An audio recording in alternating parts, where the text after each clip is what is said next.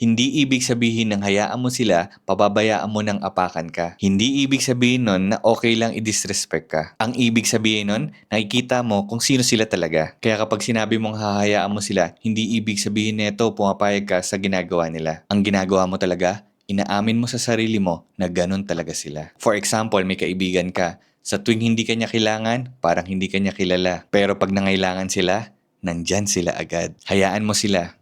Hindi ka TANGA. Nakikita mo lang na hindi ka priority. Na nandyan lang sila dahil may kailangan sila sa'yo. Kapag partner mo, lagi kang minamaliit, hayaan mo sila. Ang ibig sabihin lang nun, aware ka na dinidisrespect ka nila. Hindi mo sila babaguhin kasi choice nila yon. Pero ikaw, may choice ka rin.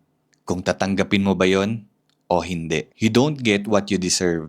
You get what you tolerate. Dito na papasok yung let me. Kung kanina let them, ngayon let me. Let me choose kung worth it pa bang bigyan ng oras to o nagsasayang na lang ako ng oras. Let me decide kung acceptable ba yung behavior na yan. Let me honor myself because I deserve better. Kasi tandaan mo, hindi natin makokontrol ang ibang tao. Pero hawak mo lagi kung paano ka magre-react at kung ano ang gagawin mo pagkatapos mo malaman yung totoo. Kaya kung next time may ibang tao nagpapakita ng tunay na kulay nila, huwag mong i-deny.